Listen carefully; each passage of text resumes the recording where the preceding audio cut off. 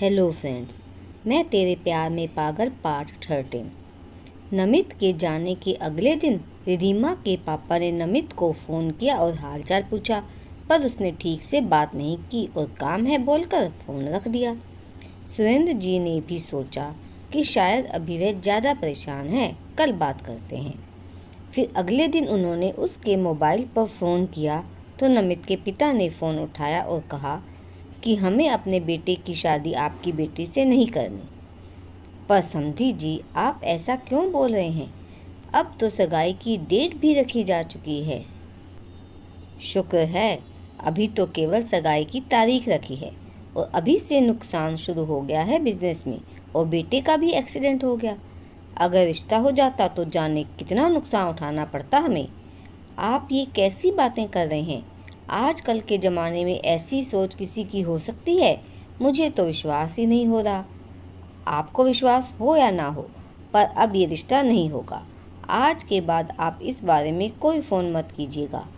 बोलकर नमित के पिता ने फ़ोन काट दिया और सुरेंद्र जी हताश होकर बैठ गए। कोमल जी ने सुना तो पूरी तरह टूट गई। आज भी हमारे ज़माने में किसी लड़की की शादी टूटने पर लोग बातें बनाते हैं और सारा दोष लड़की में ही निकालते हैं। ज़माना चांद पर पहुंच गया है, पर दोष आज भी वही दकियानूसी हैं। दोनों पति पत्नी परेशान होकर सोचने लगे थे कि अब क्या होगा। रिश्तेदारों को भी बता चुके थे कि सगाई होने वाली है, अब उन्हें भी फ़ोन करके मना करना होगा।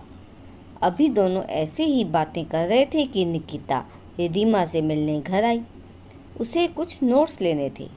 उसने कोमल जी की सब परेशानी भरी बातें सुन ली और सब समझ भी गई थी, पर उसने कुछ नहीं कहा और रिधिमा के नोट्स लेकर घर चली गई।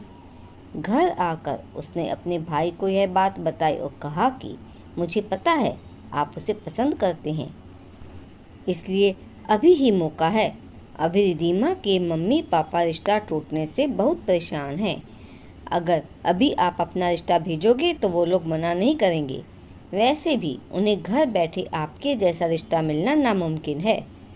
निमेश को अपनी बहन की बात बिल्कुल सही लगी। पहले उसने इसलिए अपने आप को रोक रखा था कि एक ही मोहल्ले में रिश्ता करना रिधिमा के पापा को हरगिज़ मंजूर नहीं होगा, पर अब उसे विश्वास था कि वह लोग जरूर मान जाएंगे। अब बस खुद के घर में बात रखनी थी और ये तो उसे करना ही था। आखिर अपनी पसंद को अपना जो बनाना था, और निमेश अब इस काम में ज़्यादा देर नहीं करना चाहता था। इसलिए उसने रात में खाना खाते समय कहा, मम्मी, मैं रिधिमा को बहुत पसंद करता हूँ और उससे जल्द से जल्द शादी करना चाहता हूँ। क्या? निमेश की माँ के हाथ थाली में रोटी डालते हुए रुक गए। तुम ये क्या कह रहे हो बेटा? एक ही मोहल्ले में रिश्ता करना अच्छा लगता है भला? चलो, फिर भी मैं तुम्हारी खुशी के लिए इस बात को भूल भी जाती। पर बेटा, रिधिमा की शादी तय हो गई है और 5 दिन बाद उसकी सगाई होने वाली है। निमेश की माँ अपने बेटे की अटपटी बातें सुनकर परेशान सी नजर आ रही थी। मम्मी, रिधिमा का रिश्ता टूट गया है, निकिता ने जैसे बम का सा धमाका किया। क्या? कैसी बातें कर रही हो?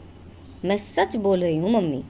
मैं शाम को रिधिमा से नोट्स लेने उसके घर गई थी, तभी मैंने उसके मम्मी पापा को बातें करते हुए सुना।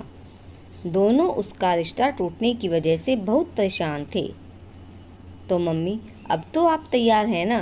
निमेश तुरंत बोल पड़ा। ऐसा लग रहा था कि वह आज ही अपनी मम्मी से अपनी बात मनवा लेगा। पर बेटा, मुझे भी एक ही मोहल्ले में शादी का रिश्ता ले जाना अजीब सा लग रहा है। ऊपर से लड़के की माँ होकर खुद से रिश्ता लेकर जाऊंगी, यह बात भी मुझे अच्छी नहीं लगती। क्या मम्मी, आप आजकल की मॉडर्न औरत हैं, कोई दकियानुसी सोच वाली पुराने ज़माने की औरत नहीं है। प्लीज़ आप मान जाइए ना। निमेश खाना छोड़कर उठ गया था और अपनी माँ के हाथ को चूमते हुए प्यार से मनाने की कोशिश कर रहा था। और फिर, मम्मी, रिधिमा जैसी कम बोलने वाली बहू आपको ढूंढने से भी नहीं मिलेगी। निमेश ने थोड़ा और मस्का लगाया तो उसकी माँ मुस्कुरा दी। अच्छा बाबा, मैंने तेरी बात मान ली, अब खुश? ओह थैंक यू मेरी स्वीट मम्मी। निमेश ने खुशी से अपनी मम्मी के गले में बाहें डालते हुए कहा तो वह भी मुस्कुरा दी। तो दोस्तों, क्या निमेश की मम्मी रिधिमा के घर रिश्ता लेकर जाएगी और रिधिमा के मम्मी पापा इस रिश्ते के लिए मान जाएंगे या नहीं? जानने के लिए अगला भाग जरूर देखिएगा। धन्यवाद।